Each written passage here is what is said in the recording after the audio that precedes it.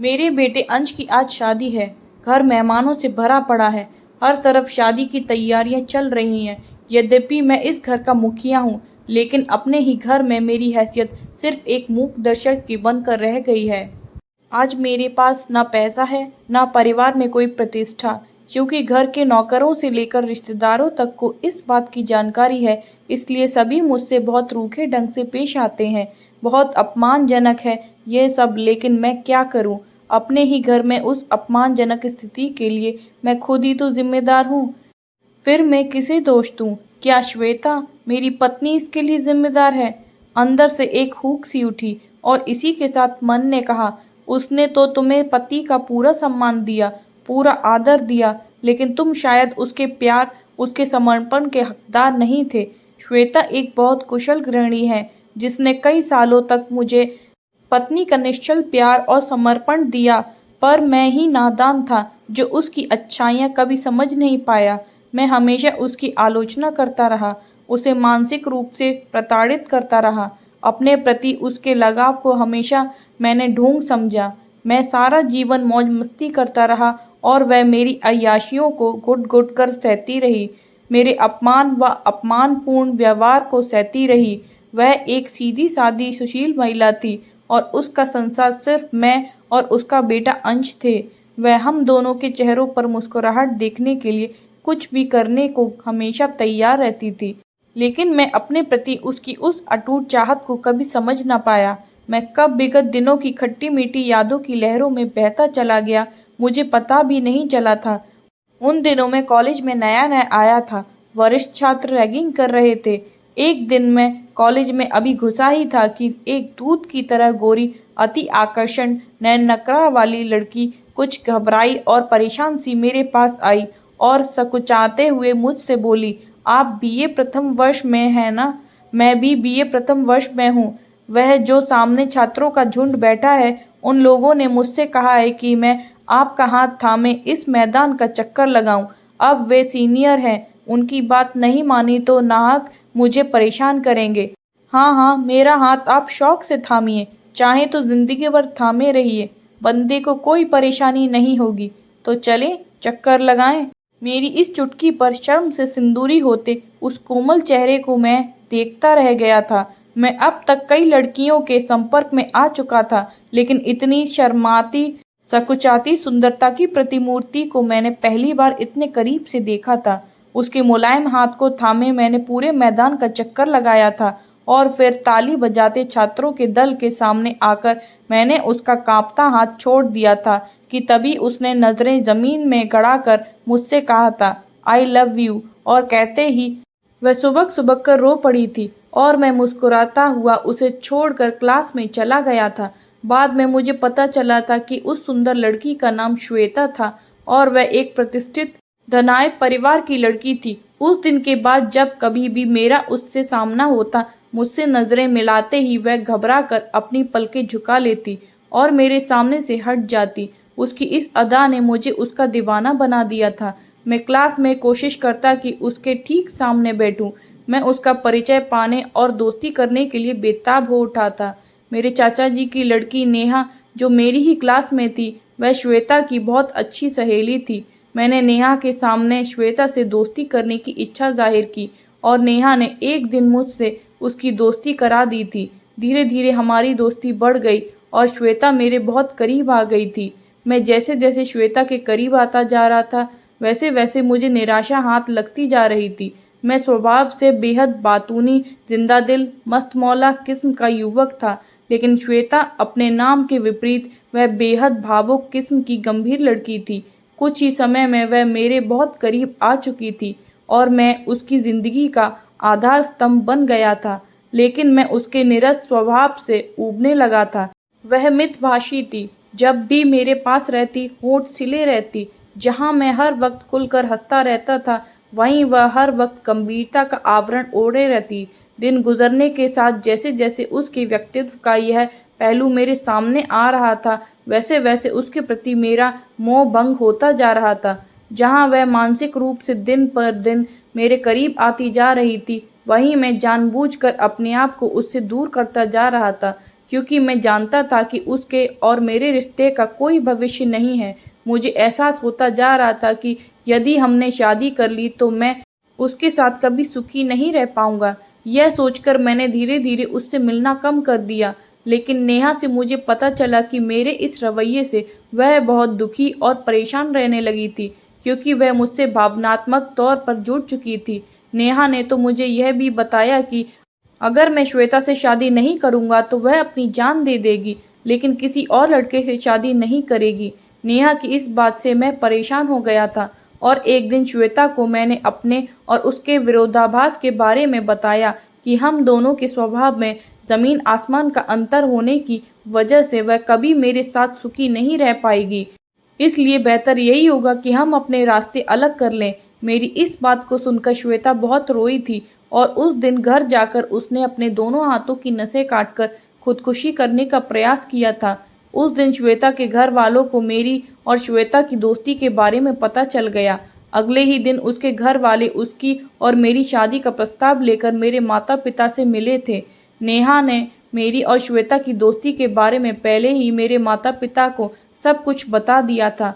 सो मेरे माता पिता ने मेरी राय बिना पूछे उससे मेरा रिश्ता पक्का कर दिया था। बाद में मैंने अपने माता पिता से इस रिश्ते को तोड़ने की लाख मिन्नतें की, लेकिन उन्होंने मेरी बातों पर ध्यान नहीं दिया और आखिरकार मेरी शादी श्वेता से हो गई। विवाह के बाद श्वेता ने मुझे वे सारी खुशियां दी थी जिनकी एक पति को अपने पत्नी से अपेक्षा होती है। शादी के बाद के पहले 2-3 वर्ष बहुत अच्छे बीते। वक्त के साथ मैं एक प्यारे से बेटे का पिता बन गया था। उसको गोद में उठाकर मैं बेपनाह खुशियों से भर जाता। उसे लाड दुलार कर मुझे बहुत सुकून मिलता। लेकिन लगभग 3 सालों के विवाहित जीवन के बाद हमारे दाम्पत्य जीवन में कुछ ठहराव सा आने लगा था। हमारे संबंधों में एक रास्ता और ऊब की शुष्कता पसरती जा रही थी। मैं शुरू से ही रसिक स्वभाव का था। नई नई लड़कियों से दोस्ती करना मेरा प्रिय सगल था। गुवाहाटी में मेरा काफ़ी पुराना अच्छा खासा साड़ियों का शोरूम था। मुझे व्यापार के लिए अधिक समय नहीं देना पड़ता था। पुराने कर्मचारी मेरी दुकान बहुत अच्छी तरह से संभाल रहे थे। गुवाहाटी के अलावा शिलोंग में भी मेरी साड़ियों का एक बड़ा शोरूम था। सो मैं सप्ताह में एक बार शिलोंग ज़रूर जाया करता था। वहाँ कई लड़कियाँ मेरी मित्र थीं। शिलोंग में एक दोस्त के यहाँ मेरा परिचय फ्लोरेंस नाम की एक खासी जाति की लड़की से हुआ था। पहली ही नज़र में वह लड़की मेरी नज़रों में चढ़ गई थी। उससे पहले मैं जितनी खासी लड़कियों के संपर्क में आया वे सब महज कागजी गुड़ियाँ थीं, जिनके जीवन का उद्देश्य सिर्फ मौज मस्ती तथा सैर सपाटा हुआ करता था। लेकिन फ्लोरेंस बेहद जिंदा दिल और बिंदास होने के साथ साथ मानसिक रूप से बहुत परिपक्व थी। वह कभी अर्थहीन बातें नहीं करती थी। उसका व्यक्तित्व बहुत प्रभावशाली था। एक दिन बातों ही बातों में फ्लोरेंस ने मुझे बताया वह एक अच्छी नौकरी की तलाश में है, क्योंकि वह कंपनी जिसमें वह काम कर रही थी उसकी शिलोंग की शाखा बंद होने वाली थी। फ्लोरेंस ने जैसे ही मुझे यह बताया मैंने उसे अपने शिलोंग वाली साड़ी के शोरूम में मैनेजर के पद पर रख लिया था। अब जैसे जैसे मैं उसके संपर्क में आ रहा था मेरा उसके प्रति खिंचाव बढ़ता ही जा रहा था। दूसरी लड़कियां जहां मेरी अमीरी और आकर्षण व्यक्तित्व की वजह से मेरे आसपास तितलियों की तरह मंडराया करती थीं, वहीं फ्लोरेंस मुझसे पर्याप्त दूरी बनाए रखती, जिसकी वजह से मैं उसकी ओर शिद्दत से खिंचता जा रहा था। इधर उसकी ओर मेरे खिंचाव का एक कारण और था। फ्लोरेंस के नाम कई एकड़ जमीन थी। अगर मैं फ्लोरेंस से रिश्ता कायम कर लेता तो मैं उसकी ज़मीन का मालिक बन जाता। सो ज़मीन के लालच में मैंने उससे रिश्ता कायम करना चाहता था और एक दिन मुझे वह मौका मिल गया जिसकी मुझे चाहत थी। उस दिन फ्लोरेंस मेरे पास बहुत ख़राब मूड में आई और मेरे कुरेदने पर रो पड़ी। मुझसे बोली, मेरे भाई बहुत जल्लाद हैं। हम खासियों में माँ परिवार की मुखिया होती है। बेटियाँ वंश आगे चलाती हैं। बेटियों को ही माँ की ज़मीन जायदाद मिलती है। मैं अपनी माँ की इकलौती बेटी हूँ, इसलिए माँ की सारी ज़मीन मुझे मिली है। मेरे दोनों भाइयों की निगाहें मेरी ज़मीन पर उगने वाले फलों से होने वाली आमदनी पर गड़ी हुई है। मैं तो नौकरी पर आ जाती हूँ तो मेरे भाई ही खेतों में मजदूरों से काम करवाते हैं। खेती से होने वाली आमदनी पर अपना नियंत्रण रखने के लिए मेरे भाई मेरी शादी एक निकम्मे नाकारा खासी आदमी से कराने पर जोर दे रहे हैं। उसे इस तरह रोते देख मैंने उसे अपनी बाहों में भर लिया और उससे बोला, अरे मेरे होते हुए तुम क्यों चिंता करती हो? मैं तुम्हारे भाइयों से बात करूंगा और उन्हें धमकाऊंगा। तुम बिल्कुल भी मत डरो, मेरे होते हुए कोई तुम पर अपनी मर्जी नहीं थोप सकेगा। यह कहकर मैंने उसे चूमना शुरू कर दिया। तब फ्लोरेंस ने मेरे चंगुल से छूटने के लिए बहुत हाथ पांव मारे, लेकिन उस दिन मेरे ऊपर उसका नशा इस कदर हावी था कि मैंने उसकी एक ना सुनी और आखिरकार कुछ प्यार और कुछ जोर जबरदस्ती करते हुए मैंने उसे आत्मसमर्पण करने पर विवश कर दिया। उस दिन मैंने महसूस किया कि मेरी इस जबरदस्ती से फ्लोरेंस बहुत अधिक नाराज नहीं थी। धीरे धीरे वह मुझे दिलो जान से चाहने लगी थी। फ्लोरेंस के शोक बिंदास व्यक्तित्व के सामने श्वेता का सीधा साधा व्यक्तित्व मुझे निरस लगने लगा था। फ्लोरेंस बातें करने में इतनी वाकपटु थी कि मामूली बात को भी वजनदार और आकर्षक बनाकर सामने रखती। मुझे उससे महज बातें करना बहुत अच्छा लगता था। अब व्यापार के काम के बहाने मैं हफ्तों फ्लोरेंस के घर पड़ा रहता था। धीरे धीरे शेलोंग की साड़ियों के शोरूम की पूरी बागडोर उसने अपने हाथों में ले ली थी। इधर मुझे यह खुश ख्याली भी रहने लगी कि फ्लोरेंस की सारी ज़मीन अब मेरी है, मैं ही उसका असली मालिक हूँ। फ्लोरेंस से मेरे संबंधों की खबर श्वेता और मेरे परिवार वालों को लग गई थी, जिसकी वजह से श्वेता बहुत दुखी रहने लगी थी। मैं जब भी घर जाता वह मुझे कहती, देखो तुम क्यों उस खासी युवती को इतनी अहमियत दे रहे हो। क्या मुझे और मेरे बेटे को तुम्हारा साथ, तुम्हारा वक्त नहीं चाहिए? आज तुम मानो या ना मानो, पर देखना एक दिन वह खासी औरत तुम्हारा साड़ियों का शोरूम हड़प लेगी। तुमने यहाँ का शोरूम भी नौकरों के भरोसे छोड़ दिया है। वहाँ की आमदनी पहले से आधी रह गई है। तुम क्यों अपना सर्वनाश करने पर तुले हुए हो? श्वेता की बातें सुनकर मैं गुस्से में भर उठा था और उसको चांटा मारकर घर से बाहर निकल आया था। उसी दिन मैं शिलोंग चला गया था। समय पंख लगाकर उड़ता चला गया और मेरा बेटा बड़ा हो चला था। जैसे जैसे वह समझदार होता जा रहा था, वह भी मुझसे दूर होता जा रहा था। मैं उसे अपने करीब लाने की भरकस कोशिश करता, पर वह मुझसे हमेशा अनमना सा रहता और अजनबियों की तरह पेश आता। फ्लोरेंस से भी मेरा एक बेटा था जिसे मैं बेहद प्यार करता था। जैसे जैसे वह बड़ा हो रहा था, वह भी मेरे नियंत्रण से बाहर होता जा रहा था। इधर पिछले कुछ सालों से श्वेता का कुछ दूसरा ही रूप मुझे देखने को मिल रहा था। गुवाहाटी वाली साड़ियों का शोरूम अब श्वेता संभाल रही थी। उसके देखभाल करने के बाद वहाँ की बिक्री लगभग 2 गुनी हो गई थी। अब मेरा बेटा अंश भी बड़ा हो चला था और कॉलेज के बाद वह भी शोरूम में बैठने लगा था। लेकिन एक बात जो मुझे खाए जा रही थी, वह यह कि श्वेता के प्रति मेरा अपमानपूर्ण व्यवहार के प्रतिक्रिया स्वरूप वह मुझसे बहुत कटा कटा सा रहने लगा था और दुकान की तिजोरी की चाबी भी वह अपने पास रखने लगा था। इस वजह से मैं रुपए पैसे के मामले में उनका मोहताज हो गया था। जब कभी मुझे रुपए पैसे की ज़रूरत होती, श्वेता ही मुझे थोड़े बहुत रुपए दे देती। इस तरह रुपयों के लिए पूरी तरह श्वेता पर निर्भर होने की वजह से मेरे आत्मसम्मान को बहुत ठेस पहुंची थी और मुझ में धीरे धीरे हीनता की भावना घर करती जा रही थी। उधर जिस जमीन के लालच में मैंने फ्लोरेंस से रिश्ता जोड़ा था, उस जमीन के कागज़ों की फ्लोरेंस ने मुझे हवा तक नहीं लगने दी। न जाने वह उन्हें कहाँ छिपा कर रखती थी। उस पर कई महीनों से फ्लोरेंस से मेरी गंभीर अनबन चल रही थी। वह मुझ पर बहुत जोर डाल रही थी कि मैं श्वेता को तलाक देकर उससे अदालत में शादी कर लूं, लेकिन मैं श्वेता को तलाक देना नहीं चाहता था। शायद इसकी वजह यह थी कि मैं श्वेता से भावनात्मक रूप से बहुत जुड़ा हुआ था।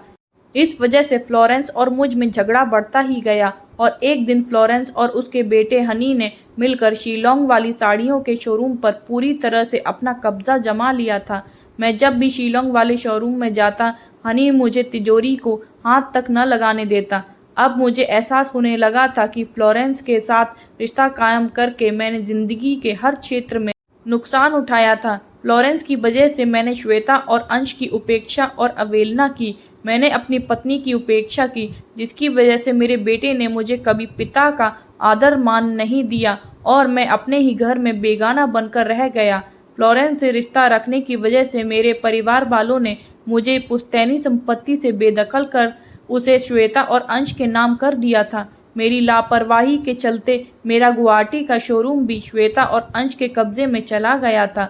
अब मुझे एहसास हो रहा था कि मैं ज़िंदगी की लड़ाई में बुरी तरह से हार गया था। एक वक्त था जब कुदरत ने मुझे दुनिया की हर नियामत बख्शी थी। सुशील पत्नी, एक प्यारा सा बेटा, चलता हुआ व्यापार, सामाजिक प्रतिष्ठा, लेकिन मैंने ये सब कुछ अपनी ही बेवकूफ़ी से गंवा दिया था। शायद यही मेरी गलतियों की सज़ा है, लेकिन अब मुझे अपनी गलतियों का एहसास हो चला है और इसके लिए मैं श्वेता और अंश से माफ़ी मांगूंगा। फ्लोरेंस से अपने सारे संबंध हमेशा के लिए तोड़ लूँगा। दोबारा से शोरूम में बैठकर व्यापार संभालूंगा। श्वेता बहुत अच्छी है, वह ज़रूर मुझे माफ़ कर देगी। शोरूम में बैठकर काम संभालने के ख्याल ने मुझे बहुत सुकून दिया था। फिर भी मन के एक कोने में कहीं यह डर छिप गया था कि क्या अंश और श्वेता मुझे फिर से व्यापार संभालने देंगे? क्या वे दोनों मेरी पिछली भूलों को नज़रअंदाज कर पाएंगे? इसी डर और आशंका के साथ मैं शोरूम पर पहुंचा और श्वेता से बोला, श्वेता, मैंने पूरी ज़िंदगी तुम्हारे साथ बहुत अन्याय किया। अपने गलत आचरण से तुम्हारा दिल को बहुत दुखाया। मैं वादा करता हूँ कि पुरानी भूलों को अब कभी नहीं दोहराऊंगा। मैंने फ्लोरेंस और हनी से सारे रिश्ते तोड़ लिए हैं। बस तुम मुझे एक बार माफ़ कर दो। श्वेता तो कुछ नहीं बोली, लेकिन अंश बोल पड़ा, अब आपको अपनी गलतियों का एहसास हो रहा है। मेरी माँ ने कितने दिन और कितनी रातें आपकी वजह से रो रो कर गुजारी हैं, यह मैंने अपनी आंखों से देखा है। और अब आप माफ़ी मांग रहे हैं? नहीं, बिल्कुल नहीं। आप हमारी माफ़ी के बिल्कुल भी हकदार नहीं हैं। इतने सालों तक हमने बिना आपके सहारे के अकेले अपने दम पर ज़िंदगी जी है, आगे भी जी लेंगे। अब आप कारोबार संभालने की बात कर रहे हैं, जबकि पहले ही आपने ही सारा कारोबार चौपट कर दिया था। यह शोरूम बंद होने की कगार पर आ पहुंचा था। आप यहाँ से जाइए, हम दोनों की ज़िंदगी में अब आपकी कोई जगह नहीं है। अंश की इन कड़वी पर सच बातों को सुनकर मेरा दिल बैठ गया और मैंने हताश कदमों व टूटे दिल से वापस लौटने के लिए कदम बढ़ाए थे कि तभी श्वेता बोल पड़ी, अंश बेटा, पापा से ऐसा नहीं कहते। गलतियाँ किससे नहीं होती। पापा को अपनी गलतियों का एहसास हो गया, यही बहुत है। सुबह का बूला शाम को घर आ जाए तो उसे बूला नहीं कहते। हाँ, पर अब आपको मेरी एक बात माननी पड़ेगी कि आप भविष्य में फ्लोरेंस और हनी से कोई रिश्ता नहीं रखेंगे और ना उनसे मिलने शिलोंग जाएंगे। श्वेता, अगर तुम्हें मेरी बातों पर यकीन है तो मैं तुम्हारी कसम खाकर कहता हूँ कि भविष्य में मैं उनसे कोई संबंध नहीं रखूँगा। मैंने उनसे हमेशा हमेशा के लिए अपने रिश्ते तोड़ लिए हैं। यह सुनकर श्वेता के चेहरे पर संतुष्टि के भाव परिलक्षित हुए। फिर अपनी कुर्सी से उठते हुए उसने मुझसे कहा, यह जगह आपकी है, आप आइए, यहाँ बैठिए। मैं एक बार फिर श्वेता की अच्छाइयों के सामने नतमस्तक हो गया था। मुझ में एक बार फिर से ज़िंदगी जीने की तमन्ना जाग उठी थी। फ्रेंड्स, आपको ये स्टोरी पसंद आई हो तो वीडियो को like, comment, share and subscribe ज़रूर करें। Thank you.